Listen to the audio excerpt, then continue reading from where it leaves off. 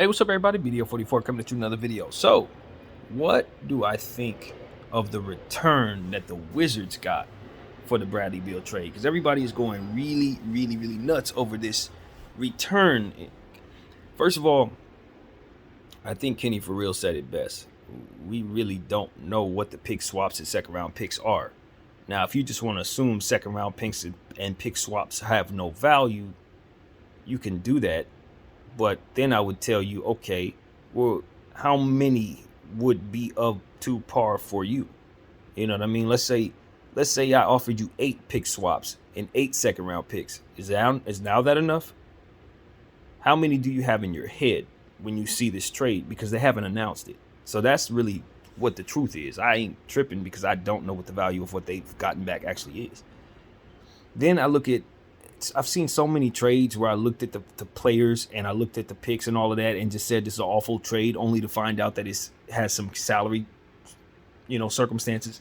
After having seasons where we assessed the Russell Westbrook trade, what we thought it would cost to get rid of it, what it ultimately cost to get rid of it, what people were saying around the times we were trying to get rid of it and couldn't. It's going to cost you a pick to get this guy off you. It's going to cost you a pick to get that guy off you.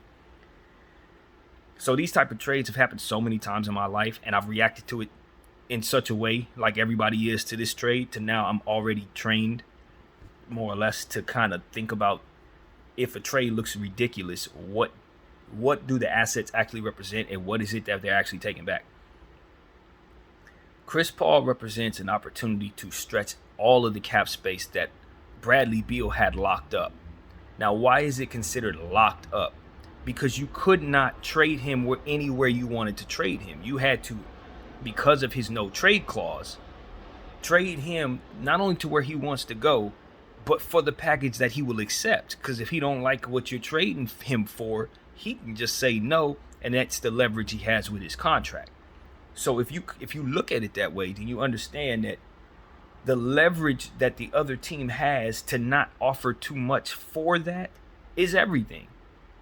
You have all the leverage in the world if you're the Phoenix Suns in regards to taking that contract back. Why? Because Bradley Beal is essentially got the same value as somebody who demands a trade. Now, because I know he's demanding a trade, I don't have to pay you what he's worth because you got to get rid of him. And he wants to force his way here. That costs even less. And that's what a no-trade clause does without even the player having to say it is, I want to be traded to where I want to be traded for what I want to be traded for. And you can't do nothing about it because that's what you agreed to when you gave me this no trade clause. That's why only like 3 players in the history of the sport has ever had one. It's because you don't have the ability to trade it. And when you do, you're going to have to give it up for less. So that's what it is. And you look at what the Wizards are trying to accomplish. Well, what are the Wizards trying to accomplish? They're trying to blow the situation up to start the rebuild. Well, because I'm aware of that, if I'm Phoenix, and because you have the no trade clause, on top of that, I'm going to make you pay even more because I know how much this means to you, and I know you can't start your rebuild till you get that $50+ million off your books, plus the no trade clause attached to the contract, which in and of itself is going to cost you. So you got the $50 million contract, which nobody should want without a no trade clause, right? That's going to cost you to get rid of because I'm looking at it like that's a salary dump for you. You want that $50 million off your books. You want me to take it and nobody else is likely going to want to take it. That's without the trade clause. Then with the trade clause, it costs even more. You see what I'm saying? Then with me understanding what you were trying to do, it costs even more. You see what I'm saying? So it's like it's not about what Bradley Beal's worth. Hell no, Bradley Beal ain't Bradley Beal at all. Bradley Beal is a no trade clause contract in the way of me freeing up $50 million of cap space that I can only send where he wants to go. It's a leverage conversation. It got nothing to do with the player. The player is a guy they gave that power to. And now that he has that power, assessing him as a player is only 1/3 of what it is you're actually assessing at all. Then you got to assess the player himself. Is he worth the contract? Hell no. Is he worth the no trade clause? Hell no. That's going to cost you too. You see what I'm saying? Because if he would have been Luka Doncic or Nikola Jokic, somebody who actually should have a no trade clause, as opposed to Bradley Beal, guy who's never gotten out of the second round, never won a championship, etc., then you would look at the contract and say, okay, that's justifiable. They have a no trade clause. All of this makes sense. None of that made sense. The Washington Wizards should have never gave Bradley Beal a no trade clause. That was absolutely ill-advised when they did it, so on and so forth. So they don't have any leg to stand on. Not only that, but they need to get rid of it. They need to get rid of it. And so on top of that, you're just going to be happy to get rid of it. You see what I'm saying? If you're the Washington Wizards, brand new president from the Clippers, he don't care necessarily what he's getting back, because the plus in the situation is getting out from under that contract with the no trade clause so that he can have the $50 million to do other things with. And so it's like, this is the only way you're going to be able to start your tenure off correctly, is if you rebuild and show me what your vision is. Now, the Wizards have assets. Okay? They have assets. So they can afford to see getting rid of Bradley Beal's contract and not taking back pick equity as something that's worth doing, because they have more on top of which to work with. So if, for example, if I got a whole fleet of picks and all I really need to do is just free up this cap space so I can start my rebuild and we'll be fine, then it's a plus for me to get rid of it regardless of what I'm taking back. I don't care what I take back. I just need this out of here so I can do my thing. You see what I'm saying? So that's what's going on with the Wizards. So in looking at what they're doing here, you say, okay, Chris Paul's contract, I'm taking that back because I can immediately stretch it. And then stretching it with with absolutely no attachments to it, no trade clause, none of that crap to it. I can just bring it in, pay it off, send him out into the wild, free cap space for that. Landry Shamet, whatever. That's like just a salary matching contract. Who cares? I also got equity from whatever amount of swaps that we got, for which have not been revealed to us. Could be 8 swaps, could be 30 swaps. What would make it make sense for you? Who knows? But don't assume it's less than that. That's what I'm telling you. Don't assume it's less than that, because you just don't know. We'll know that to be determined if the pick swaps and the second rounders actually add up to be what it is it should. But as far as if I'm the Washington Wizards, can I get a better deal for Bradley Beal? No. I can't get any deal for Bradley Beal if he don't agree to it. You see what I'm saying? And that's the point. Where do you have an opportunity to get literally anything else other than what he agrees to? You don't. You don't. That's why you're happy to get them the hell out of here, because you can't do nothing with a no trade clause attached to anybody. So again, because I have this already locked into my head before they even announce this trade, I'm not going to complain about the return the Wizards got for Chris Paul, because they got the return that Bradley Beal allowed them to get with the leverage that they had given him with the previous ownership, giving him this no trade clause. You just need to get that no trade clause out of here. You see what I'm saying? It's a plus. It's a plus no matter if they don't even get any picks back. It's a plus if they just get Chris Paul and Landry Shamet, because the plus is the absence of that no trade clause. That's what it is. They would have had a lot better situation if they wouldn't have put that no trade clause on there. Then they could have traded him for something reasonable that would have made everybody feel good. Now, why didn't they take back Ayton? Because Ayton doesn't represent a player that you can stretch that would otherwise start my rebuild. Now I got a player on contract. If I'm the Wizards, depending on how I feel about Ayton, I don't even want him on that contract. Now I got the same problem I had with Bradley Beal, just in a different way without the no trade clause. Now I got to find somebody to take this guy. Why am I going to bring in something I can't wait to get rid of? I don't. I'm trying to rebuild. Why the hell do I want Ayton? So that's why I don't want Ayton. Is it a good return? Yes. If I get back Ayton, I can flip him for a third team. Yes. If the no trade clause wasn't there, I could agree to that myself. Bradley Beal, he ain't going to agree to that, because he's going to Phoenix. He know they don't have no assets, so he ain't going to let you give away the value of DeAndre Ayton. He's going to want his club to trade that in a separate deal so he can have some damn teammates. No trade clause leverage, which is why, again, Washington should be happy to get rid of this thing. If anything, if I'm Phoenix, I'm making them give me picks to get rid of that contract because it has a no trade clause. You understand what I'm saying? Like, that's how real that is. I personally think Washington got off scot-free. Scot-free. Because if I'm Bradley Beal's representation, I'm probably holding it up for more, because I know Phoenix ain't got nothing. Be like, nah, we need Kerry Kispert too. Like, I'm gonna do stuff like that if I'm Bradley Beal.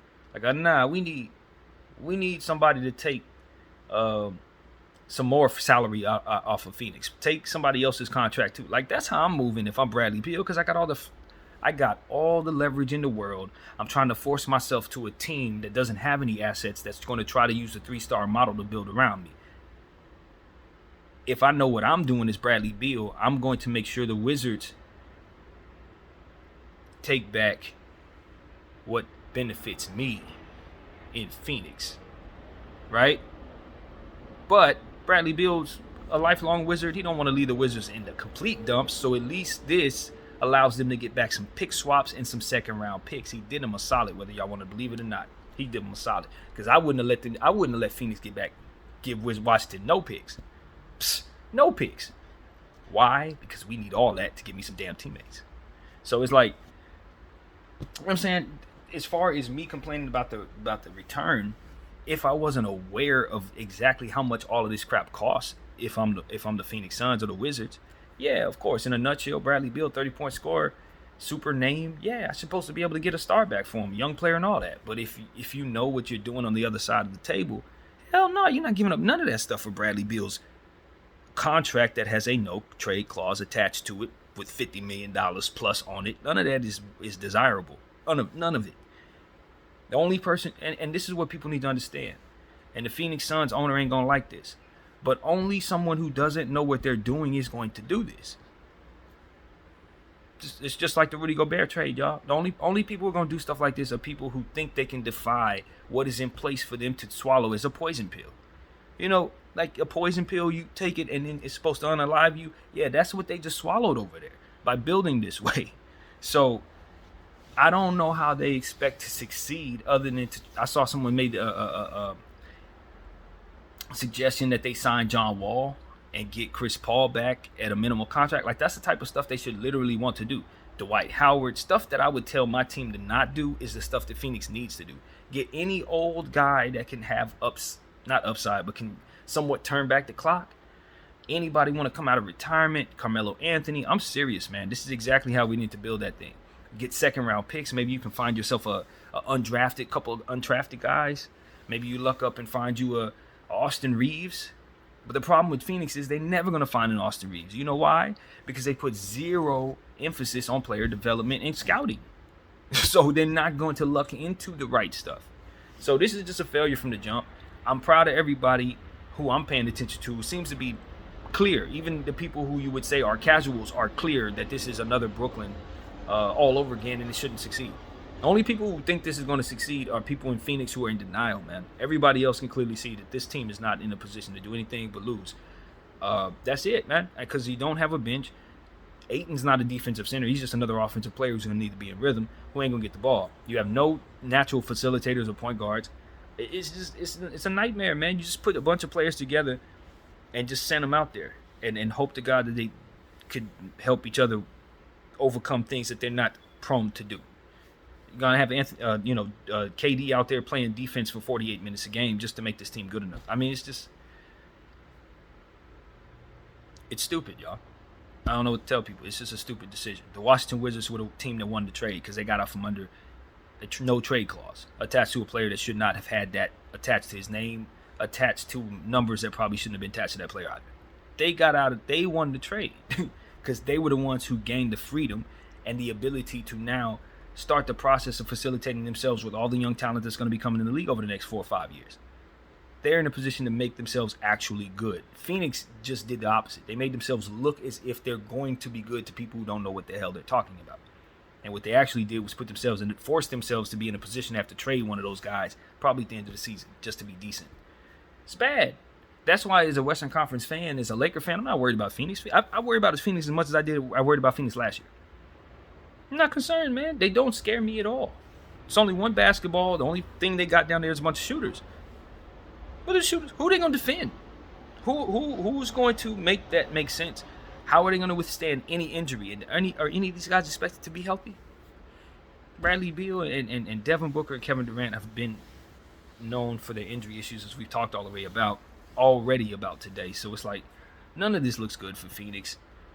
None of this scares me as the Laker fan. If I were a Nugget fan, I would not be concerned. If I was a Kings fan, I would not be concerned, etc. This team ain't going to be able to beat you. They're not. They're not going to be able to beat you. They're going to go out there, going to score a lot. They're going to win some quarters. They're going to have some 50-point quarters, okay? And if you don't play any defense and you can't hit shots, dang it, they're going to blow you out. But just get them in foul trouble, dude. Just attack those bad defensive players and get them in foul trouble. Put pressure on the rim, lay the ball up, make them foul you. They're going to sit down. And when they sit down, you expose the bench and the game is over. That's it. I'm telling you, it ain't gonna be deeper than that. I have zero concern about them. I got as much concern about them as Dallas last year. Dallas ain't scared nobody, bro. They couldn't defend anything ever. Like, at no point in time did they have any defensive stops throughout the course of the end of the season when they made the trade. So why would I be worried about Phoenix when Phoenix got the same problem, if not worse? No, and even less assets to work with. At least Dallas got their 10th pick. Phoenix ain't even got that. They gave away equity to get this pick. They gave away swaps and second rounders when they had already done that to bring in Kevin Durant. Like, this is a new owner effectively tanking a franchise that's never won a championship. As soon as he steps in the door, he just do everything wrong. And it's just, you know what I mean? That's just what it is. I don't know what else to tell people. This is exactly what it is. Bad owner. And I'll tell you right now, the collective bargaining agreement that comes around 2 or 3 years from now, they need to do a better job of educating these owners before acquiring these franchises on what to not to do to set themselves up for complete failure. Do not let your ego and your money tell you can buy things in this league that you cannot buy. They have controlled the circumstances around what it is you're doing so that you can't do that because of people like you, owner of the Suns. This is why they don't want this. They don't want this because it puts the players in very, very difficult positions to actually never be able to live up to the hype because they can't often do so when it's too many stars and not enough role players. And these owners continue to defy that as if it's not set up for them to fail when they do it. Don't attack something that's meant to use your energy against yourself. You see what I'm saying? That's exactly what he's done. That's exactly what this owner did. It's the same lack of understanding that he used when he didn't want to give Nikola Jokic the basketball when Nikola Jokic was trying to snatch it from him to speed up the play. This is the way he approached that situation. Is the exact way he's approaching making his team. It's just as a lack of understanding and context from which he needs to know to properly do what it is he's trying to do. And it just shows what type of guy that is. And if I were a Phoenix Suns fan, I would try to run him out of town as fast as you ran Sarver out of town. That's what needs to happen. He needs to be ran out of town for an entirely different reason, because he is going to make it so that team is so bad that he's going to have to move it to Vegas very soon. I'm telling you. So that's what I got to say. And there's something else that I think adds up to this. It's like some people say, like as far as the contract with Bradley Beal, well, the collective bargaining agreement is as it is, but the salary cap can change. So what could be a bad contract today may not be a bad contract tomorrow. I used to buy that, but now that we're like 7 or 8 years into when I first heard people use that excuse, I can honestly tell you that these contracts are bad all the way out. I don't care what changes in the collective bargaining agreement. The reality is a bad contract has remained a bad contract. It has remained. Duncan Robinson's contract was trash when it was signed, right? They said that same stuff back then. Look at now, and it's still a bad contract. Like, I would have bought that if this was the first year I heard that. But since this is like year 8 of them using that excuse with these bad contracts, I'm here to tell you, if it's a bad contract today, it's going to be a bad contract when it's done. Period. Especially if it increases in value with players that are getting older as it does. That's a poison pill in and of itself. Why would anybody even want anything like that? It just blows my mind. You have to find somebody who doesn't know what they're doing. A complete and utter patsy. In order to actually want that for yourself if you're a franchise owner. You're going to be over the tax apron, and what you've built is going to be bad, so you're going to be blamed for it. Like, this is what you do not do. So whoever his advisors are, I don't think they're telling him right. And that's me saying the most kind way of putting it. I don't think they're giving that man the right advice. If they are giving him the right advice, he's not following it. And because of it, he's out of line. Literally out of line with the rest of the owners. If I were an owner, I wouldn't really be that upset, though. Because, again, you're protected. He's the guy that's hurting himself with this. You're protected. You can sit there and watch him do this and just say, okay. When you do things incorrectly, you get the wrong results. Period. So that's what's going to happen to Phoenix, man. I would not be surprised if they don't make the playoffs at all. Why? Because they're not going to have enough backups to make that team even reasonable. even absolutely reasonable. So they're going to need KD to be on the floor for 48 minutes. Booker and Beal got to stay healthy the whole season long. 82 games plus playoffs with no bench. Going up against athletes that are coming into this league like Scoot and Shaedon Sharpe and Paolo Banchero. It's like, Phoenix fans, you guys got to protest this. You have to, man. You have to ask the league to rescind this, and they're not going to. But this is the type of thing you need done, or y'all got to just get ready to trade Kevin Durant. That's your solution. You trade Kevin Durant right now. You send him to Milwaukee or something for a bunch of picks. Send him to Golden State for a bunch of youngsters. I don't care what you do, but you need to trade Kevin Durant. Now, you're probably not going to do that right now because you don't see the fruit in it. You're not going to listen to me. You're going to watch it play itself out. It's going to fail. Then you're going to come back around and see that I was right. So if anybody wants to just get ahead of this before it even tumbles that forward, then and save your jobs, because you know the owner going to blame you, James Jones. If that's still the GM, I think it is. He's going to blame you for why this fails. It's going to fail. Trade Kevin Durant. Get yourself back all the pick equity you're supposed to have. Bring yourself the type of pieces you're supposed to have. And you'll be fine, because that is a playoff team if you build properly around Devin Booker and Bradley Beal. No question about it. The efficiency those two can give you is incredible. But at this point, Kevin Durant is your most attractive trade piece. Obviously, you could trade Devin Booker, but nobody's going to do that in Phoenix. I would not even bring that to the table. You keep Devin Booker in Phoenix for all time, and you make sure you stop building poorly around him for the first time before he gets a whiff of what you're doing and decides he wants the hell out of there, which is something he should probably be doing now, even though we know he's not going to do that. But I'm telling you, man, this is about as bad as trading away everything. You know how a team always, for example, the Washington Wizards. This is the equivalent, even though nobody sees it, of asking Dame Lillard or Bradley Beal to stay on board for your rebuild. It's just the inverted version of that. You won't see it because it's top heavy. But that's what it is. It's top heavy. The rest of what is not there is exactly that. Not there. No different than a rebuilding team that's starting from scratch. What's not there is not there. And they are the equivalent of that. I'm telling you.